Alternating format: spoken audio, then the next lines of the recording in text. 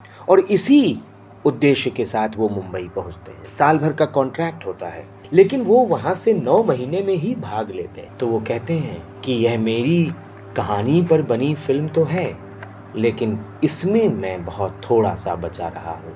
यहाँ निर्देशक चिल्ला कर कह देता है कि हमें फिल्म बनाना मत समझाओ, हम कारोबार करने आए हैं।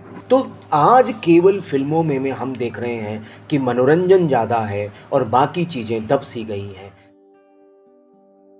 31 मई 1934 को जब मुंशी प्रेमचंद बनारस से बंबई पहुंचे तो उनके वहां पहुंचने के पीछे दो सबसे बड़ी वजह थी। पहली वजह थी उनकी आर्थिक तंगी और दूसरी ये कि ये वो दौर था जब 1931 में पहली बोलती फिल्म आलमारा बन चुकी थी और निर्माता व निर्देशक अच्छे लेखकों और कवियों की तलाश कर रहे थे। प्रेमचंद को भी ये मालूम था कि लोग उन्हें खूब पसंद कर रहे हैं। उनके लेखन में दृश्य खींचने या फिर फिल्मी भाषा में कहें कि पटकथा लेखन की उनकी जो अद्भुत कला थी, हर कोई इसके लिए प्रेमचंद का कायल था। प्रेमचंद भी जानते थे कि सिनेमा जैसे इतने बड़े माध्यम के जरिए मैं और लोगों तक पहुंच सकता हूं। और ऐसे में 1934 में प्रेमचंद फिल्में बनाने वाली कंपनी अजंता सिनेटोन में बतौर लेखक 8,000 रुपए सालाना वेतन पर काम करने लगे।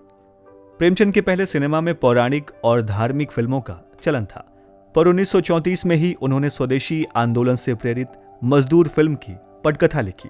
फिल्म जब 1935 में बनकर तैयार हुई और सेंसर बोर्ड के पास गई तो इस फिल्म की कहानी को देखकर सेंसर बोर्ड ने इस फिल्म को बंबई में तुरंत बैन कर दिया। लाहौर, दिल्ली और लखनऊ जहां भी यह फिल्म चली, वहां मजदूरों ने इस फिल्म की कहानी से प्रेरित होकर हड़तालें की और आखिरकार यह फिल्म सभी जगहों पर बैन कर दी गई। प्रेमचंद की यह फिल्म बैन हुई, ये प्रेमचंद के लिए एक अलग मुद्दा था, पर प्रेमचंद इस फिल्म के बनने के दौरान कई बातों से आहत थे। इसको लेकर प्रेमचंद ने अपने मित्र और हिंदी लेखक जैनेन्द्र को एक पत्र लिखा था। इसके बारे में इलाहाबाद यूनिवर्सिटी में प्रोफेसर और वरिष्ठ पत्रकार डॉक्टर धनंजय चोपड़ा जी बताते हैं। वे लिखते हैं कि लेखक कलम का बादशाह क्यों ना हो, यहाँ डायरेक्टर की अमलदारी है, अलंबरदारी है, और उसके राज्य में यानी लेखक की कोई हुकूमत नहीं चल सकती, क्योंकि डायरेक्टर यह मानते हैं कि वे जनता के इस्लाह के लिए फिल्में बनाते हैं। उनके लिए फिल्म बनाना एक व्यवसाय है और धन कमाना उनकी गरज। ये उनके शब्द हैं। इसी तरीके की बात मुंशी प्रेमचंद अपने मित्र हसामुद्दीन को एक खत में लिखते हैं कि वो क्यों भाग आए वहां से, क्यों लौट रहे हैं वहां से। वो कहते हैं कि सिनेमा में किसी इस्लाह की तवक्को यानी आशा करना बेकार है। यह व्यवसाय भी उसी तरह सरमायादारों के हाथ में है जैसे शराब फरोशी। इन्हें इससे बहस नहीं कि पब्लिक के मजाक यानी रुचि पर क्या असर पड़ता है। इन्हें तो अपने पैसों से मतलब है। ये नंगा नाच कराएंगे, बोसाबाजी करेंगे और मर्दों का औरतों पर हमला कराएंगे। यह सब उनकी नजरों में जायज है। पब्लिक की सुरुचि इतनी गिर गई है कि जब तक ये घातक और निर्लज्ज नजारे ना हो, उसे तस्वीर यानी फिल्म में मजा नहीं आता। रुचि की इस्लाह का बीड़ा कौन उठाए? सिनेमा के जरिए पश्चिम की सारी बेहूदगियां हमारे अंदर दाखिल की जा रही हैं और हम बेबस हैं। पब्लिक में संगठन नहीं है और ना ही भले बुरे का इम्तियाज यानी विवेक है। आप अखबारों में कितनी ही फरियाद कीजिए, वह बेकार है। जब एक्ट्रेसों और एक्टरों की तस्वीरें धड़ाधड़ छपें और उनके कमाल के कसीदे गाए जाएं, तो क्यों ना हमारे नौजवानों पर उसका असर हो। साइंस एक बरकते एजदी यानी ईश्वरीय वरदान है, मगर अयोग्य लोगों के हाथ में पड़कर अभिशाप हो रहा है। मैंने खूब सोच लिया है और इस दायरे से निकल जाना ही मुनासिब समझता हूं। मैं बनारस लौट रहा हूं। प्रेमचंद का यह वक्तव्य तब भी उतना सच था और आज भी उतना ही सच है, क्योंकि वे जानते थे कि उनकी कहानियों के साथ न्याय नहीं होने वाला है। मुंशी प्रेमचंद ऐसे चंद साहित्यकारों में से थे जिनकी कृतियों पर सबसे ज्यादा फिल्में बनी। उनके निधन के 2 साल बाद के सुब्रमण्यम ने 1938 में सेवा सदन उपन्यास पर फिल्म बनाई। 1941 में उनके उपन्यास रंगभूमि पर इसी नाम से फिल्म बनी। गोदान और गबन जैसे उनके उपन्यासों पर भी 1963 और 1966 में फिल्में बनी। 1953 में आई बिमल रॉय की 2 बीघा जमीन की कहानी भी प्रेमचंद की ही थी।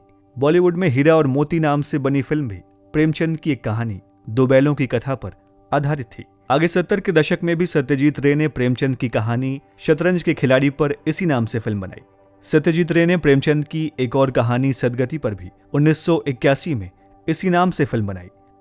आगे फिर 80 के दशक में उनके उपन्यास निर्मला पर भी टीवी धारावाहिक का निर्माण हुआ, जो काफी लोकप्रिय हुआ। और आगे गुलजार ने भी प्रेमचंद की कहानियों पर दूरदर्शन के लिए धारावाहिक बनाए। इन सब के बाद भी प्रेमचंद जब तक जिए उन्हें सिनेमा की दुनिया से शिकायतें ही रही। सत्यजीत रे जैसे फिल्मकार उनकी कथानक पर फिल्म बनाते हैं, शतरंज के खिलाड़ी, लेकिन इतने किरदार तो नहीं थे उसमें। प्रेमचंद जो लिख रहे थे उसमें तो मीर और मिर्जा ही थे। लेकिन फिर क्या हुआ? इसी तरीके की उनकी कहानियों पर जितनी फिल्में बनी हैं, चाहे वो नवजीवन हो, सेवा सदन हो, त्रिया चरित्र हो, रंगभूमि हो या निर्मला जैसा धारावाहिक जो दूरदर्शन पर प्रसारित हुआ, हर किसी में प्रेमचंद का वह भाव जो प्रेमचंद कहानियों में दे पाते हैं वह गायब हो गया। और यही वजह है उनकी कफन कहानी पर कई भाषाओं में फिल्में बनाई गई और उस पर राष्ट्रीय पुरस्कार भी मिले। लेकिन प्रेमचंद अपने कथानक के साथ संपूर्णता में उन फिल्मों में उपस्थित नहीं किए गए। लिहाजा प्रेमचंद कहानियों पर बन रही फिल्मों से दुखी थे। वे चाहते थे कि उसमें लोकगीत हो, हमारे लोक आख्यान हो, यानी इनके बहाने हमारा लोक यानी जन उपस्थित रहे। आप देखें कि जो प्रेमचंद की कहानियां हैं उसमें लोग उपस्थित हैं। हम अपने को किसी न किसी किरदार में फिट कर सकते हैं और फिर अपनी ही कहानी को अपनी ही जुबानी पढ़ सकते हैं, जो प्रेमचंद की कलम से निकल रहे थे। देखा जाए तो प्रेमचंद जी ऐसे सिनेमा और समाज की कल्पना करते थे जिसमें किसानों, मजदूरों, दलितों और गरीबों के लिए जगह हो। उन्होंने हमेशा जमींदारों के खिलाफ साधारण और गरीब किसानों की लड़ाई, सवर्णों के खिलाफ दबे कुचले लोगों की लड़ाई, गुलामी के खिलाफ आजादी की लड़ाई और पुरुष के विरुद्ध प्रताड़ित स्त्री की लड़ाई के लिए लिखते रहे। वे अक्सर बुनियादी परिवर्तन को आधार बनाकर लिखते रहे ताकि समाज में एक आमूल-चूल परिवर्तन लाया जा सके। ऐसे लेखक और कथाकार का सिनेमा की दुनिया से वापस लौट जाना कहीं ना कहीं ये दर्शाता है कि भारतीय सिनेमा ने एक ऐसी शख्सियत को नहीं अपनाया जो अपने आप में एक स्कूल था और जो भारतीय सिनेमा के लिए मानक बन सकता था।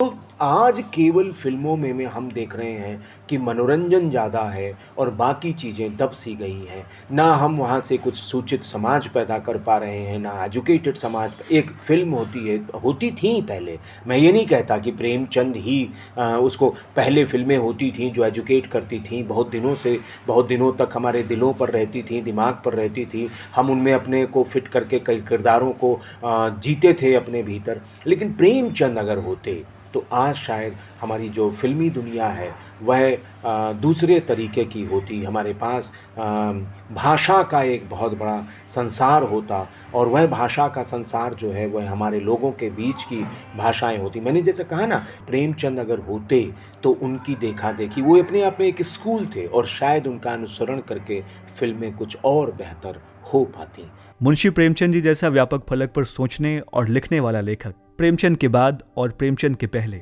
कोई और नहीं हुआ। और शायद यही कारण है कि प्रेमचंद जी के निधन और जन्म के इतने साल बीत जाने के बावजूद भी वो हम सब के बीच लोकप्रिय हैं। आज हम हिंदी साहित्य के कथा सम्राट मुंशी प्रेमचंद जी को उनके जन्मदिवस पर याद कर रहे थे। प्रेमचंद जी यदि भारतीय सिनेमा में रहे होते तो आज का सिनेमा कैसा होता? इस पर आप सब अपने विचार कमेंट बॉक्स में हमें जरूर बताएं।